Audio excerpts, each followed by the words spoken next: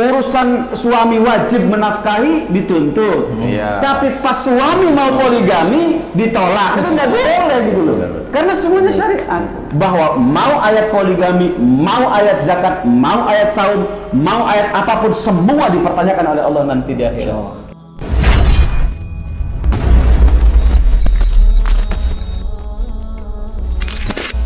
Assalamualaikum warahmatullahi wabarakatuh. Jumpa apa kabar lagi. Ya, apa kabar keluarga bahagia? Disapa dulu dong. Iya dong. Apa kabar keluarga bahagia? Yang pasti juga baik-baik saja bersama kami Robanian Family, dan yang nggak bakal kalah menariknya lagi ini adalah Coach Hafidin yang bakal menjawab semua problematika keluarga berkah dan bahagia. Ya. Okay. Nah, kemarin kita sudah di sesi kemarin sebelumnya.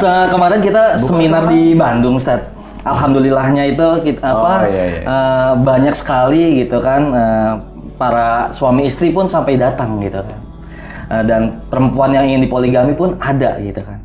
Nah, menurut Coach Hafidin ya, banyak sekali di luar sana yang tidak mau ingin belajar tentang poligami, dan apa tanggung jawab mereka gitu kan di nanti akhirat kelak gitu, ketika tidak melihat syariat poligami ini ada menjadi syariat gitu. Kalau kita mau berislam dengan benar, maka seorang muslim itu tidak boleh milih syariat. Karena perintah Allahnya apa? Bahwa berislam itu harus kafah. Ayatnya udkhulu fi silmi kafah. Dengan jelas. Kenapa sih harus kafah? Karena Allah menjamin bahwa seluruh problem dalam kehidupan itu pasti ada jawabannya dari Allah Subhanahu wa Ta'ala. Tidak ada satupun tindakan seorang muslim yang tidak ada atau tidak tercover oleh Islam. Tidak ada. Untuk itu maka bagaimana dengan syariat poligami? Apakah orang boleh cuek-cuek saja gitu kan? Setelah itu bukan urusan saya. Atau bahkan ada seorang istri mengatakan, udah sih jangan belajar kayak gituan, nanti malah pengen. Gitu. Atau apaan sih kayak gitu, masa sih ya kan gitu, mau berbagi suami gitu kan, dan sebagainya. Akhirnya kemudian menciptakan barrier sendiri, jadi penghalang sendiri untuk mengajarkan. Nah, teman-teman perlu paham bahwa kita ini sebenarnya hidup di dunia ini tidak ada urusannya dengan bagaimana seorang manusia itu harus melakukan apa yang dia inginkan. Aslinya nggak ada. Karena semuanya sudah terkerangkeng dengan yang namanya syariat. Masalahnya kan gini loh, kalau orang tidak terkerangkeng dengan syariat, maka pasti terkerangkeng dengan yang lain. Jika tidak mau dikerangkeng oleh Quran, oleh hadis, oleh pemahaman para ulama yang saleh, maka pasti akan dikerangkeng oleh sumber-sumber ilmu yang lain. Seperti itu. Sehingga harus jujur kita mengatakan, kalau mau Islam yang benar, Islam yang kafah, Islamlah yang kemudian menerima dengan lapang dada, dengan betul-betul ketaslimannya, betul-betul ibadahnya gitu loh. Nah, kemudian bagaimana dengan syariat poligami? Sama gitu. Karena apa? Status dalam syariat itu sama-sama dari Allah Subhanahu wa Ta'ala. Syariat poligami dari siapa? Dari Allah. Dari Allah juga. Syariat salat dari Allah juga. Gitu loh. Apakah boleh orang mengatakan orang harus wajib belajar salat sementara belajar poligami tidak? Emang boleh begitu? Kan tidak lah. Semuanya juga menjadi sebuah kewajiban gitu loh. Nah, untuk itu maka perlu diperhatikan. Semua syariat Allah Subhanahu wa Ta'ala itu dijamin akan mendatangkan sebuah kebahagiaan. Bahkan dijamin akan mendatangkan sebuah kejayaan. Kemuliaan itu pasti loh. Ini yang mesti diyakini oleh setiap orang. Ayatnya pun sangat jelas. Allah berfirman, A'udzubillahi minasyaitonirrajim, innahu ladzikrul laka wa liqaumika fasawfa tus'alun. Sangat jelas ayat ini.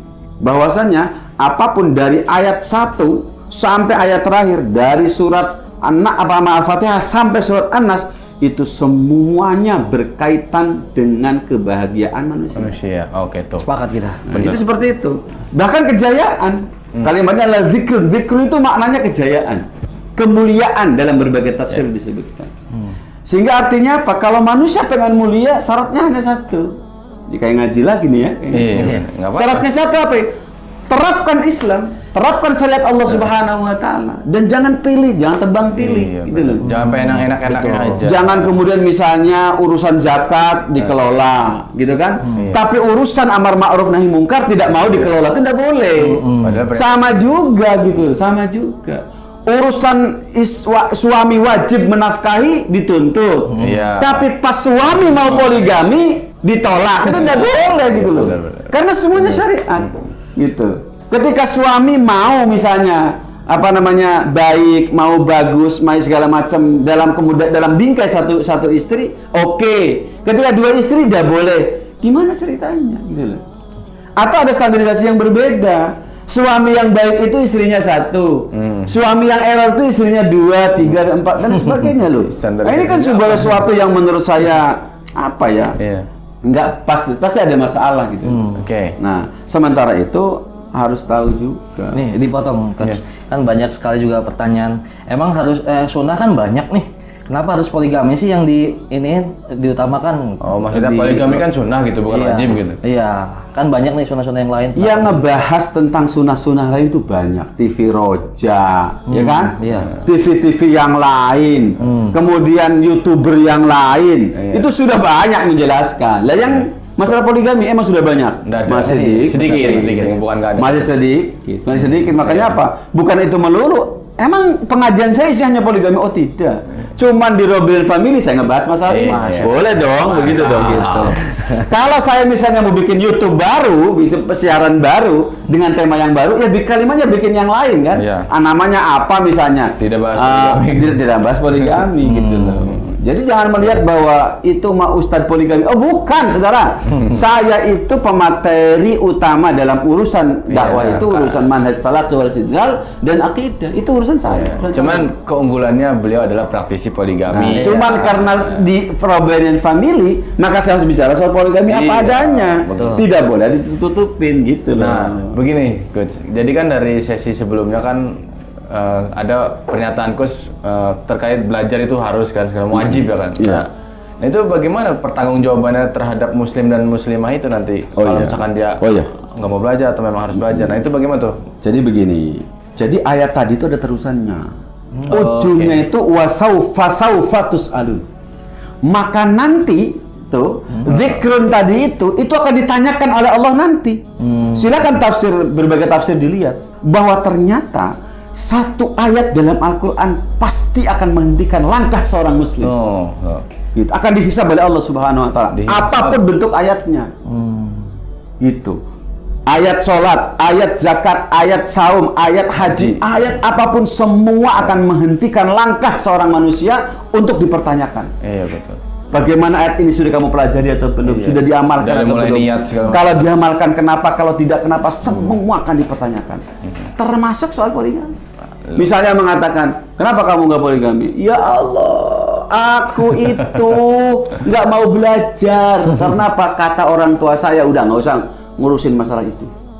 Seperti itu. Nah, ini kan persoalan, gitu kan. Sementara apa? Qurannya sudah turun, Qurannya sudah ada, gitu. Makanya apa? Saya ajak orang, yuk belajar aja dulu lah. Persoalan Anda merasa layak ataupun tidak layak untuk poligami, itu urusan Anda, itu sebuah pilihan. Kan mana suka, bener nggak? Mana suka. Tapi mana suka, contohnya gini, ada orang memilih jalan utamanya adalah saum. Silakan, masuk dari pintu saum. Ada yang sedekah, ada. Karena setiap orang berbeda-beda. Makanya apa? Kita tidak perlu nyinyir terhadap orang yang tidak poligami. Nggak perlu, ngapain nyinyir? Biarkan saja dia poligami, karena barangkali dia mengutamakan syariat yang lain untuk mengamalkan. Tapi dia tahu alasannya kenapa nggak poligami. Yang nggak boleh tuh begini, dia pengen poligami, tapi takut sama istri, berhenti itu tidak poligami. Itu nggak boleh. Itu yang nggak boleh. Apalagi nyinyirin kita. Apalagi nyinyirin kita yang poligami itu nggak boleh gitu. Sama seperti begini, ada orang mengatakan, kamu itu jarang ke masjid. Zikir jarang, kerjanya bisnis aja. Tapi kan dia imbangin, sholat 5 waktu oke, berjamaah oke, tapi barangkali kurang di masjidnya, baca Qurannya nggak di masjid, di jalan, di mobil sambil bisnis. Tapi sedekahnya banyak, kan boleh-boleh saja kan? Suuzon seperti itu. Nah, sementara ada juga orang yang mengatakan, misalnya apa? Oke, saya mau poligami. Walaupun barangkali tadi itu urusan yang lain kurang, semuanya kurang, no problem, itu pilihan dia. Nah, cuman ada seorang, ini masalah gini loh, ada seorang perempuan pada istrinya, pada suaminya, maksudnya, Kang, kan ada syariat yang lain. Bukan poligami yang harus diutamakan. Kenapa sih poligami? Loh, ingat, seorang istri tidak boleh bertanya itu. Tidak boleh menanya itu. Karena apa? Itu tanda ketidakpatuhan pada suami. Jadi karena yang boleh menentukan memilih jalan utamanya mana adalah komandan. Adalah pemimpin, adalah suami. Sehingga pas seorang istri tidak boleh mengatakan, kan ada syariat yang lain yang bisa digunakan. Kenapa kamu milih itu? Kenapa sih kamu milihnya itu? Kenapa protes? Kan loh pertanyaannya. Pada seorang istri tidak layak untuk bertanya seperti begitu. Kenapa? Seorang perempuan yang namanya salihah itu dua, yaitu patuh kepada Allah Subhanahu wa Ta'ala, patuh kepada suami. Yang kedua apa? Dia menjaga kehormatan suami. Sehingga artinya ketika suami memilih jalan untuk poligami, jangan pernah ada menghalangi. Karena itu kalian pilihannya. Yang tidak boleh itu begini. Ada seorang perempuan pengen dipoligami. Itu istri suaminya, hei kamu sih poligami, itu nggak boleh juga. Nggak boleh juga. Artinya apa? Tempatkan sesuatu pada tempatnya. Makanya apa? Kita juga tidak boleh, Kang Adin.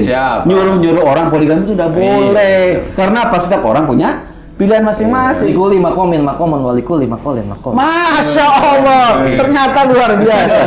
Loh, saya punya teman tak kirimin buku 45 hadis poligami. Pak Kiai terima kasih gitu. Terima kasih. Saya baca. Ternyata setelah baca bagaimana Pak Kiai? Alhamdulillah saya sudah baca. Saya sudah mengerti. Tetapi tadi itu saya sudah mengambil jalan lain bahwasanya apa? Saya tidak poligami. Insya Allah saya akan teruskan keluarga ini dan bahagia dengan ini. Mungkin amal-amalnya akan harus aku tambah. Saya katakan, oke, alhamdulillah, barakallahu fikum. Yang penting Anda mau belajar. Dan saya bahagia ketika Anda mau belajar dan sudah menentukan sikap. Yang pasti pilihan Anda adalah resiko Anda di akhirat Anda. Gitu loh. Kenapa? Kita dukung yang tidak poligami juga, kita dukung. Perbaiki keadaan dia dan jangan nyinyir. Betul. Yang poligami juga begitu, kita dukung, kita ajarin bagaimana supaya benar poligaminya. Tapi nggak boleh juga nyinyir kepada yang tidak poligami. Tidak boleh, karena ini persoalan pilihan amal untuk kedekatan kita dengan Allah Subhanahu wa Ta'ala. Tetapi satu hal, satu yang Anda katakan, bahwa mau ayat poligami, mau ayat zakat, mau ayat saum, mau ayat apapun, semua dipertanyakan oleh Allah nanti di akhirat. Gitu. Itu penting. Yang penting jadi jangan ada nyinyir di antara kita. Pasti. Ingat para buzzer. Nanti dihisap juga kalau dihisap juga. Oke, itu terima kasih Coach Safidin. Nah, ini jawaban-jawaban netizen ini alhamdulillah mudah-mudahan bisa terjawab oleh Coach Safidin yang selalu mengganjal di dalam hati kita. Betul banget. Jadinya belajar itu ya sudah tanggung jawablah kita. Betul. Selalu perbaiki diri kita masing-masing dan juga tetap istiqomah. Oke, begitu saja. Alhamdulillah. Kami bertiga mohon undur diri. Mudah-mudahan teman-teman bisa belajar secara utuh syariat Islam. Install mindset bahagiamu.